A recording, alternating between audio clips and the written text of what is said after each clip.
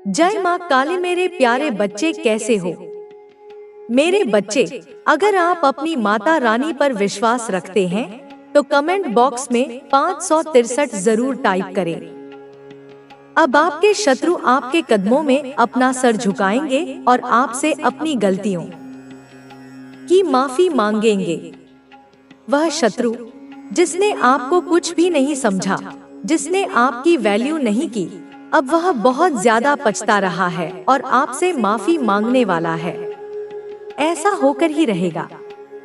आपके साथ न्याय होगा, इसलिए कमेंट सेक्शन में न्याय लिखकर इस संदेश को लाइक करें और इस चैनल को सब्सक्राइब करें। आपके बारे में बहुत ज्यादा चर्चा हो रही है। कोई दो लोग आपके बारे में बातचीत कर रहे हैं।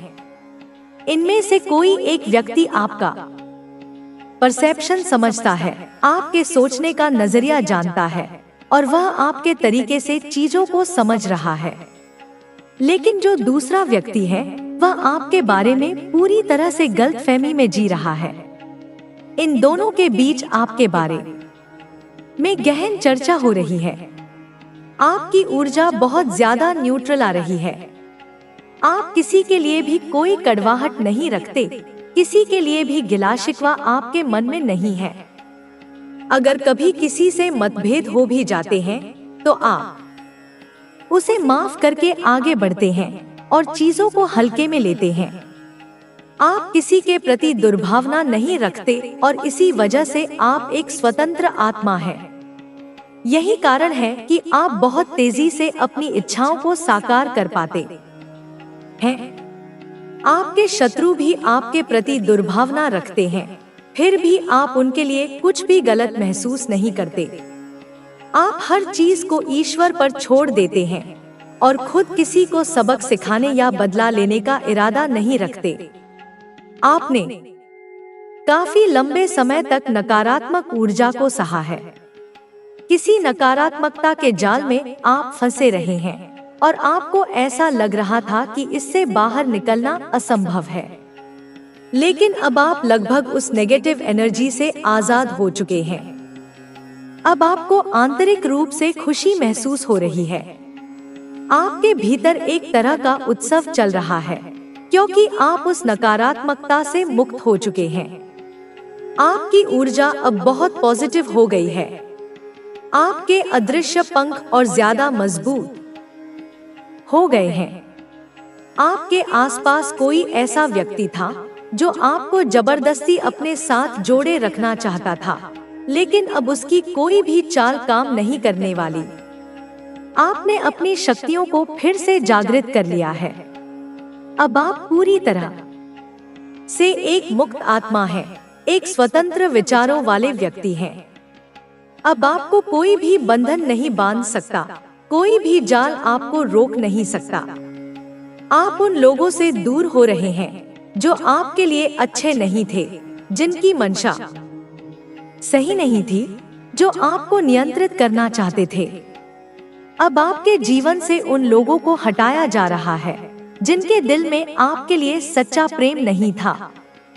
उनकी जगह ऐसे लोग आपके जीवन में आ रहे हैं जो आपसे सच्चा प्यार करते हैं, जो आपके सच्चे शुभचिंतक हैं। अब आप पूरी तरह से आजाद हो चुके हैं। वह नकारात्मक जाल टूट चुका है जिसने आपको कैद कर रखा था। अब आप खुले आकाश में उड़ने के लिए तैयार हैं। आपकी लाइफ में एक बड़ा बदलाव आ रहा है।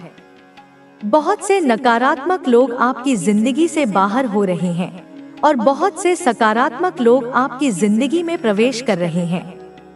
आपके जीवन में एक स्वच्छता प्रक्रिया चल रही है। आपकी ऊर्जा को और अधिक शक्ति दी जा रही है ताकि अब कोई भी नकारात्मकता आपको बांधकर न रख सके। आपको अब यह स्पष्ट रूप से समझ आ गया है कि आपकी खुशी किस चीज में है। ईश्वर यही चाहते हैं कि आप खुश रहें और किसी भी तरह की नकारात्मकता से दूर रहें।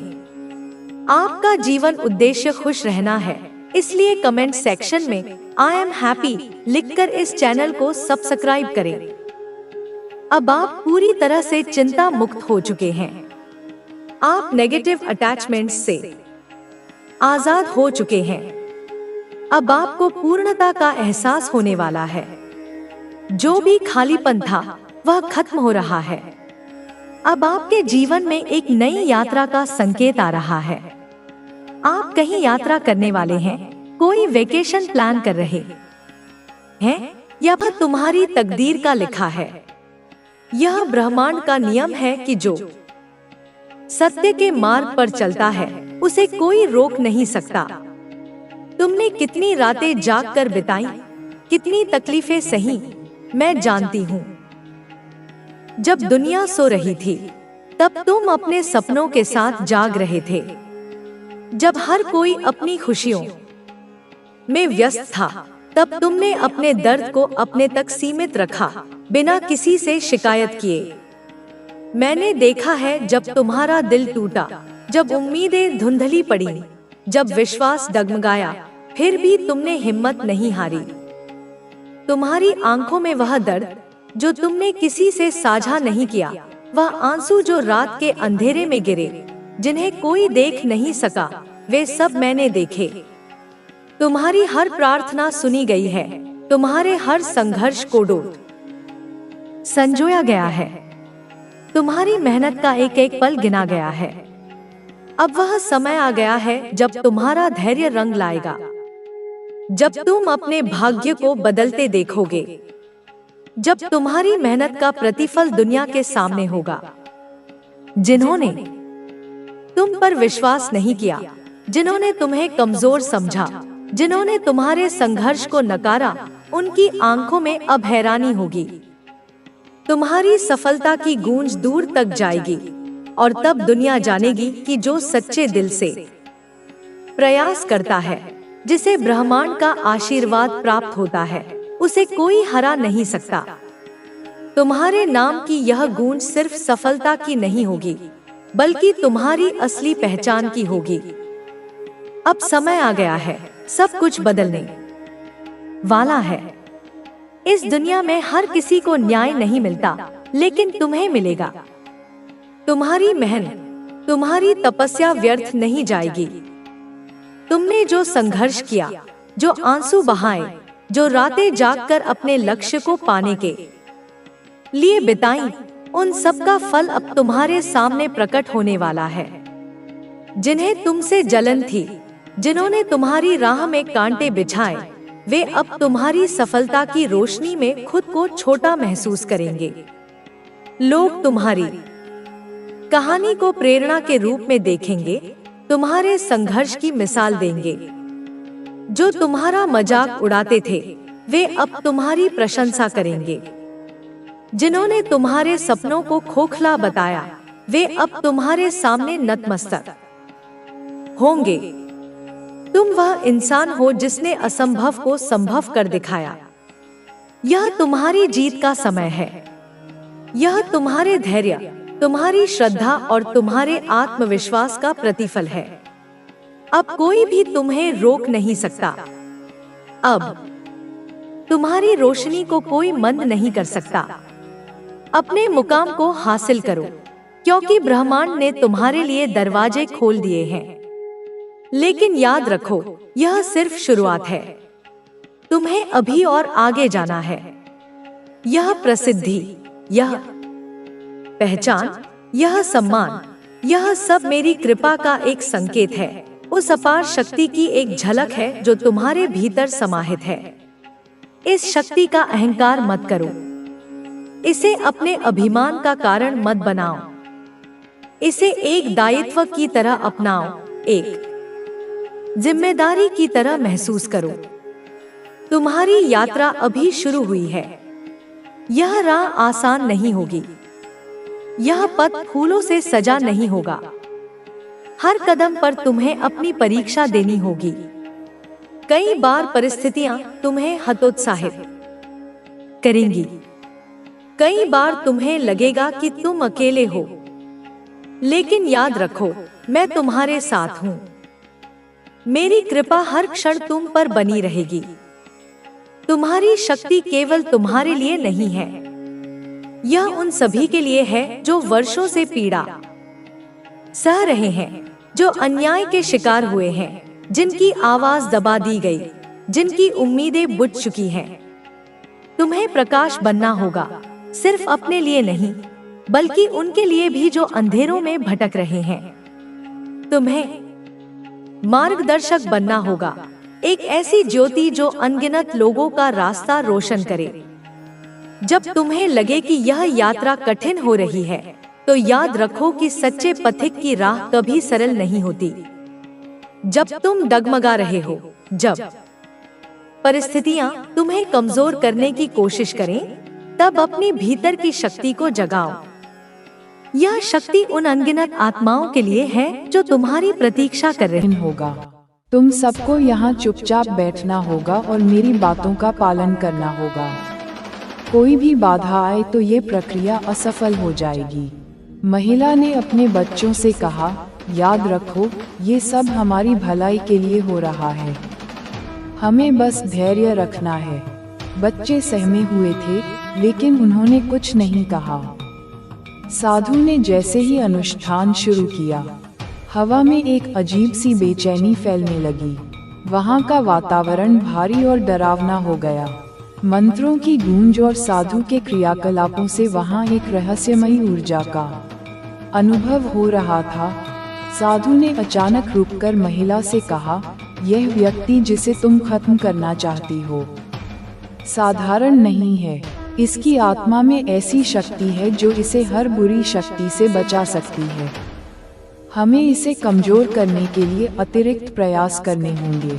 महिला ने बेसब्र होकर पूछा, क्या हम इसे खत्म नहीं कर सकते?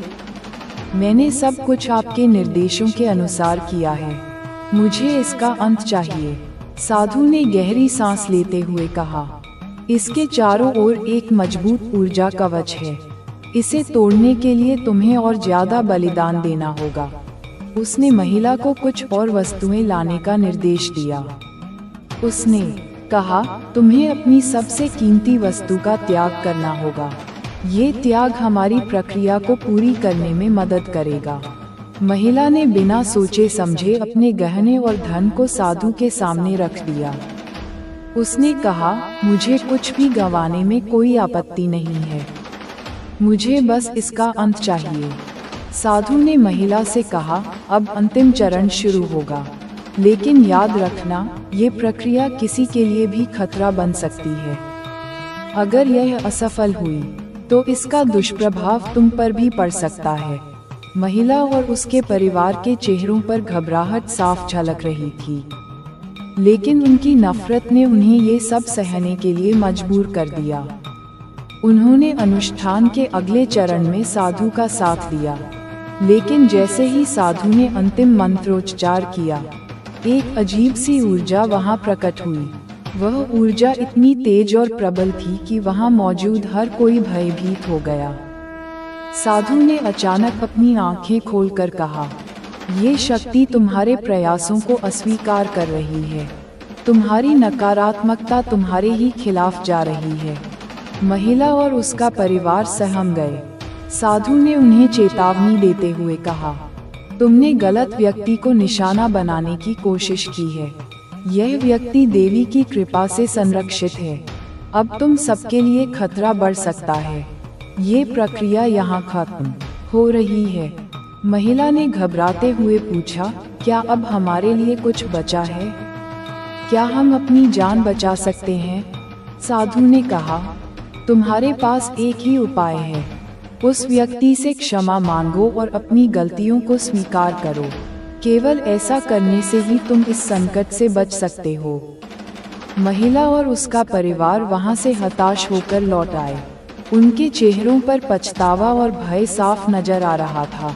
उन्होंने महसूस किया कि उनकी नफरत ने उन्हें गलत राह पर धकेल दिया था। तुम्हारे चारों ओर जो शक्ति है, वह तुम्हारी मुस्कान और विश्वास से बढ़ती है। ये शक्ति हर नकारात्मकता को दूर करती है। तुम्हें बस अपने आत्मविश्वास और सकारात्मकता को बनाए रखना है। देवी की कृपा तुम्हारे साथ है और उनकी शक्ति तुम्हारे हर विरोधी को पराजित करेगी।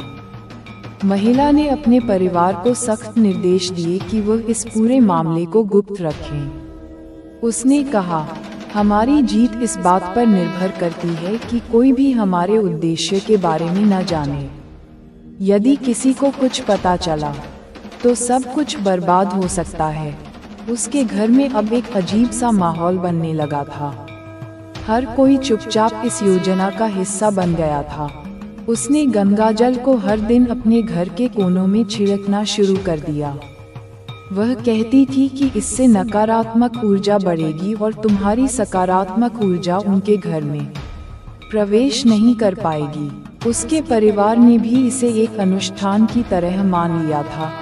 3 रातें बीत गईं और महिला ने नारियल को साधु के पास ले जाने की तैयारी शुरू कर दी। उसने कहा, यह नारियल अब तैयार है। इसमें मेरी सारी ऊर्जा समाहित हो चुकी है। यह अब साधु के अनुष्ठान के लिए पर्याप्त है। उसने अपने परिवार को भरोसा दिलाया कि यह प्रक्रिया निश्चित रूप से तुम्हें कमजोर कर देगी। साधु ने महिला से कहा था कि अनुष्ठान के दिन सभी को शांत रहना होगा और किसी भी बाहरी व्यक्ति से बात नहीं करनी होगी। उसने ये भी कहा था कि अनुष्ठान के दौरान वह ऐसे मंत्रों का उच्चारण करेगा जो तुम्हारी आत्मा को कमजोर करेंगे। महिला और उसका परिवार अनुष्ठान के दिन सुबह सुबह निकल पड़ा। वे गुप्त रूप से साधु के स्थान पर पहुँचे। वहां पहुंचने पर साधु ने उन्हें अनुष्ठान की प्रक्रिया समझाई। उसने कहा, ये प्रक्रिया लंबी और जटिल है। तुम्हें पूरी तरह से शांत रहना होगा। तुम्हारी ऊर्जा मेरे मंत्रों के साथ जुड़ेगी और हम इस व्यक्ति को कमजोर कर सकेंगे। साधु ने नारियल को अपने विशेष कुंड में रखा। उसने तुम्हारी तस्वीर को भी उसके साथ रखा और मंत्रों का जाप शुरू किया।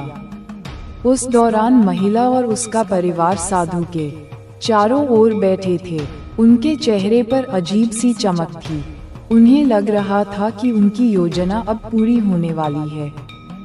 अनुष्ठान के दौरान साधु ने जोर से मंत्र पढ़ना शुरू किया। उसने कहा, यह व्यक्ति बहुत शक्तिशाली है। इसे हराने के लिए तुम्हारी नकारात्मक ऊर्जा पूरी तरह से मेरे मंत्रों में समाहित होनी चाहिए। महिला ने सहमति जताई और अपनी आंखें बंद कर लीं। वह पूरी तरह से साधु की बातों में विश्वास कर चुकी थी।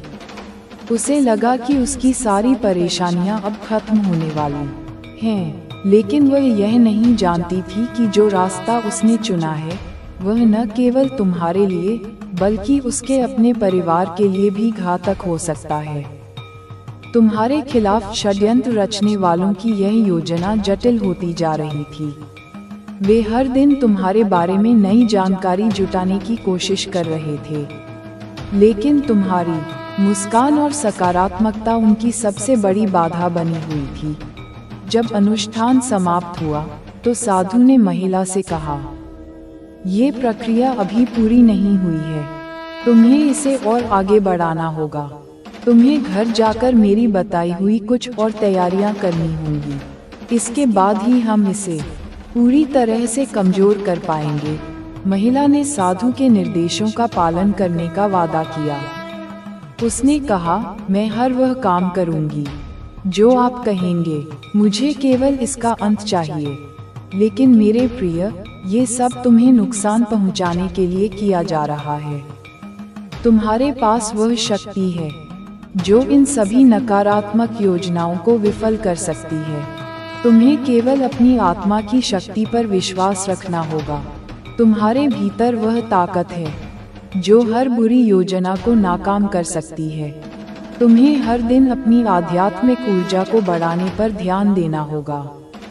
हर सुबह और शाम ओम काली गाय नमः मंत्र का जाप करना होगा।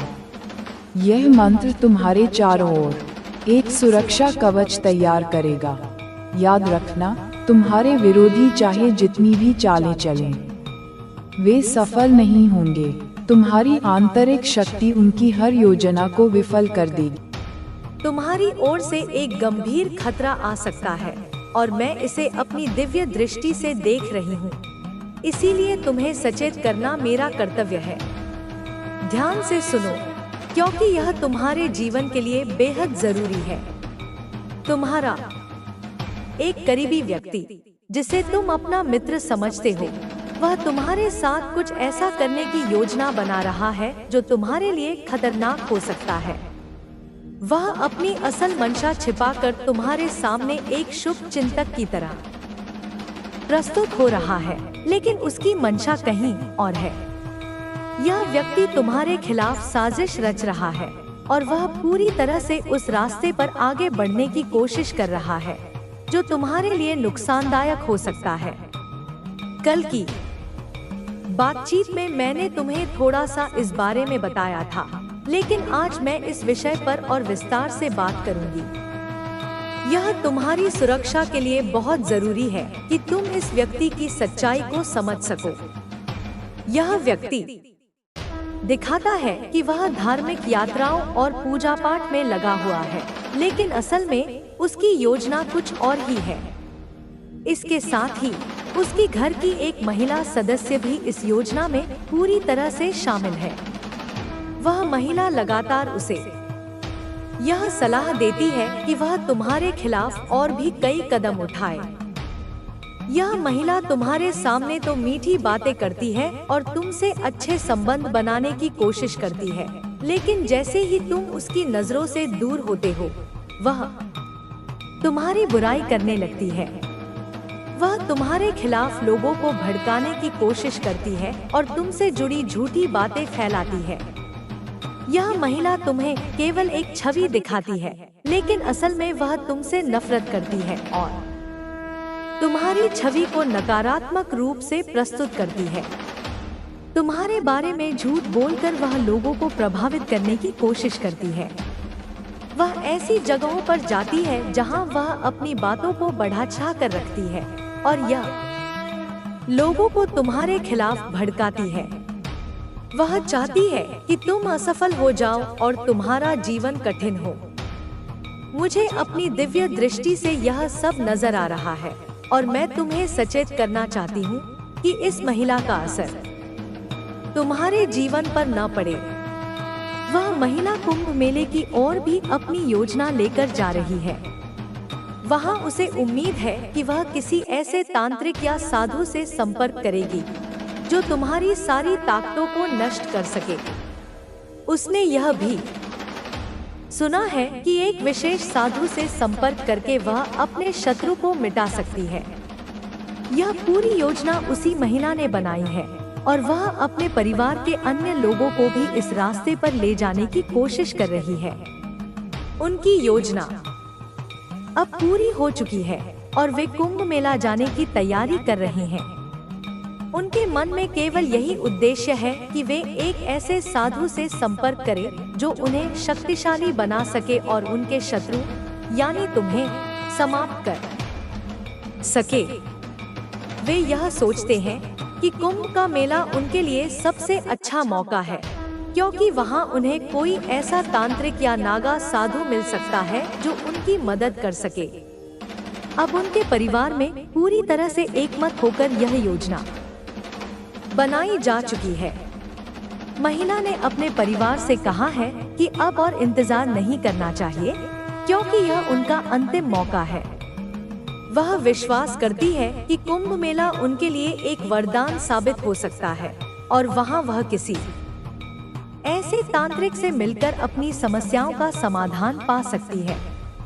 इन लोगों की हर चाल को मैं देख रही हूँ। बच्चे, उनके हर कदम पर मेरी शक्तियाँ उन तक पहुँच रही हैं।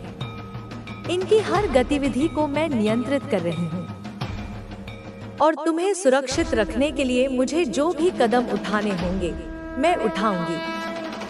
तुम निश्चिंत रहो, क्योंकि मैं सदैव तुम्हारे साथ हूँ। अब इन लोगों ने क्या योजनाएं बनाई हैं, यह मैं तुम्हें विस्तार से बताती हूँ।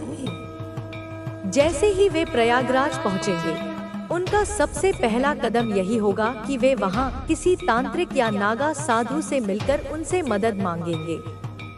उस साधु ने उन्हें आश्वासन दिया है कि वह किसी भी कीमत पर तुम्हारी शक्ति को नष्ट कर देगा। यह उनके लिए अंतिम उपाय है। और वे इसे पाने के लिए कुछ भी कर सकते हैं। तुम्हारे दुश्मन यह मानते हैं कि कुंभ मेला उनके लिए एक बड़ा अवसर है। वे समझते हैं कि वहाँ कोई शक्तिशाली साधु मिलेगा जो उन्हें वो शक्ति दे सके जिसकी उन्हें आवश्यकता है।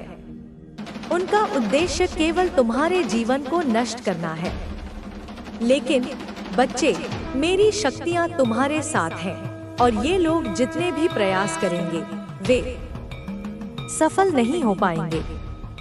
उनका विश्वास इस नागा साधु पर है और वे यह सोचते हैं कि वह सब कुछ बदल सकता है। लेकिन जब साधु को यह पता चलेगा कि तुम पर मेरी कृपा है तो वह खुद डर के मारे भाग जाएगा।